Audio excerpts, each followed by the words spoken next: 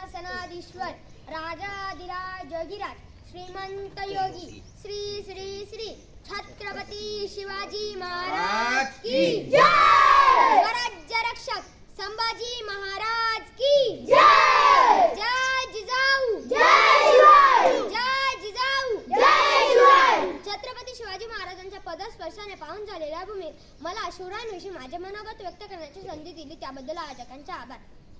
महाराष्ट्राच्या आधी दैवत भूपती नृपती पृथ्वीपती परमप्रतापी भूगर्भ बुद्धिमान विज्ञानिष्ठ जगविख्यात विश्ववंदनीय राजाधिराज योगीराज श्रीमंत योगी छत्रपती शिवाजी महाराजांना या जिजाऊ लेखाचा मानाचा छत्रपती शिवाजी महाराज की हे शब्द कानावर पडतात ज्यांच्या मुखातून आपोआपच जय बाहेर पडतो, रक्त सळसळते, छाती अभिमानाने फुगते, अंगावर सरकन काटा येतो। अशा मराठमोळा बंधू भगिनींनो, मी मोहित हेमंत पाटील आज मी अशा थोर पुरुषांची गाथा उलगडणार आहे ज्यांचा मला तुम्हालाच नाही तर संपूर्ण देशाला अभिमान आहे। विजेसारखी तलवार चालून गेल्याने दडाच्या त्याने स्थान आणून गेला, वाघ नखलने अफजल खानाचा कोथळा फाडून गेला, ज्याला स्वर्गात गेल्यावर देवाने झुकून मुद्रा केला, समर्थ मराठा माझा शुभावून गेला, समर्थ मराठा माझा शुभावून गेला। आज या मातीमध्ये जन्म घेतल्यावर सांगावे लागत नाही की छत्रपती शिवाजी महाराज कोण होते, कारण जन्मता जिथली माती त्यांच्या मनामध्ये शिवरायांचे नाव कोरून ठेवते। छत्रपती हे नाव भारतातून नव्हे तर संपूर्ण जगाच्या कानाकोपऱ्यापर्यंत सर्वत्र पसरलं आहे। कोण होते हे शिवाजी? असे कोणते काम त्यांनी केले की आज 350 वर्ष उलटूनही त्यांच्या नावाचा जयजयकार होतो? इथल्या लोकांना तर सोडा, इथल्या दर्याखोरांना जरी विचारले की छत्रपती शिवाजी महाराज कोण होते तर ते सांगतील रुद्राचा अवतार तो वाघासारखा होता, रुद्राचा अवतार तो वाघासारखा होता, विचारात सह्याद्रीला आणि विचारात सागरी लहरीनं माझा शुभा कसा होता, माझा शुभा कसा होता। खरं तर छत्रपती शिवाजी महाराजांचे नावच असे आहे की त्यांच्या नावातील प्रत्येक अक्षर त्यांच्या कार्याची व पराक्रमाची माहिती सांगणारे, सर्वांना प्रेरणा देणारे आहे।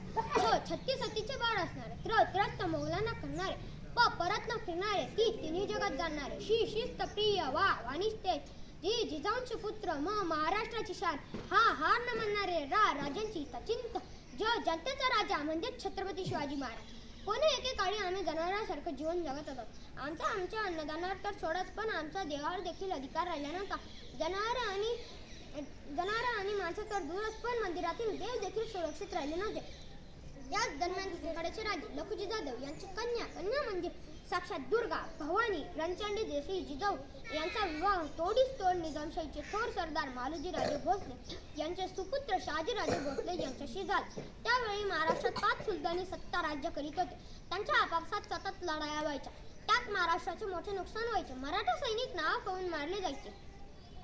अशा या परिस्थितीत महाराष्ट्राच्या भूमीला हवा होता झंकार, झगमगता, पेटता अंगार। अखेर ती वेळ आली आणि सह्याद्रीची गर्जना झाली। फाल्गुन वद्य तृतीय शके 1559 19 फेब्रुवारी 1630 रोजी जिजाऊंची पुण्य आली होती पळाला, कारण जनतेचा पोशिंदा राजा शिवबा जन्मला। अरे माझा राजा जन्मला, माझा शिवबा जन्मला, दीनदलितांचा कैवारी जन्मला, दुष्टांचा संहारी जन्मला। अरे माझा राजा जन्मला, माझा शिवबा जन्मला। शिवरायांचा जन्म झाला आणि गेला कित्येक वर्षापासून अंधारच पडणाऱ्या महाराष्ट्राच्या भूमीवर जणू प्रकाशाचे किरण पसरू लागले। जिजाऊंनी शिवरायांना लहानपणापासूनच सत्यासाठी व न्यायासाठी लढायला शिकवले। जर कोणी चुकत असेल तर त्याला सत्याची वाट दाखवा आणि जर कोणी लढत असेल तर त्याला मराठीची जात दाखवा, अशी शिकवण जिजाऊंकडून शिवरायांना मिळत गेली। बळाबाबड्या जनतेला गुलामगिरीतून मुक्त करण्याचा दृष्टिकोन शिवरायांसमोर येऊन ठेपला। म्हणूनच म्हणायचे वाटते की थोर तुमचे कर्म जिजाऊ, उपकार कधी न फिटणार, चंद्र सूर्य असेपर्यंत नाव तुमचे न मिटणार। अशा या वीर मातेनं घडवलेला कसा असेल तो पुत्र, कसा असेल तो राजा, कसे असेल ते राज्य आणि कसे असतील ते छत्रपती। अहो, छत्रपती म्हणजे मावळ्यांचा मेळ, छत्रपती म्हणजे मनगटातील बळ, छत्रपती म्हणजे तलवारीची धार, छत्रपती म्हणजे छातीवरचा वार, छत्रपती म्हणजे मनातील धैर्य, छत्रपती म्हणजे सह्याद्रीचे शौर्य, छत्रपती म्हणजे जिजाऊंचे पुत्र, छत्रपती म्हणजे व्यक्ती नसून एक विचार आहेत।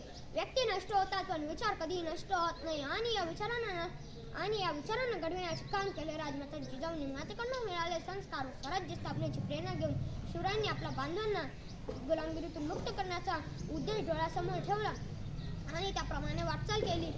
त्यांनी सह्याद्रीच्या कडेकपारीत भटकंती केली व सवंगडी गोळा केली। तानाजी, यसाजी, नेताजी, सूर्याजी, बाजी यासारखे जीवाला जीव देणारे मावळे जमवले। हर हर महादेव अशी गर्जना आत्मंतात घुमली व वयाच्या 16व्या वर्षापासून स्वराज्य स्थापनेचा प्रवास सुरू झाला। एक होते शिवाजी, भीती नव्हती त्यांना जगाची, चिंता नव्हती परिणामांची, कारण साथ होती मावळ्यांची, त्यांना शिकवण होती जिजाऊंची, त्यांची जात होती मराठ्यांची, देशात लाट आणली भगव्या झेंड्याची आणि मूर्त सेवले स्वराज्याचे. म्हणूनच म्हणतात जय जिजाऊ जय शिवराय, जय जिजाऊ जय शिवराय. शिवरायांनी आपले शौर्य, कल्पकता, संघटना, कौशल्य, राज्य घटना पालन, स्त्री दक्षिणे आदी गुणांची गेली अनेक शतके पारतंत्र्यात बुडवली व या भारत भूमीला स्वातंत्र्य मिळवून दिले. हातात धरली तलवार छातीत भरले पोलाद, हातात धरली तलवार छातीत भरले पोलाद. धन्य धन्य हा महाराष्ट्र, धन्य आपले महाराज, धन्य धन्य हा महाराष्ट्र, धन्य आपले महाराज.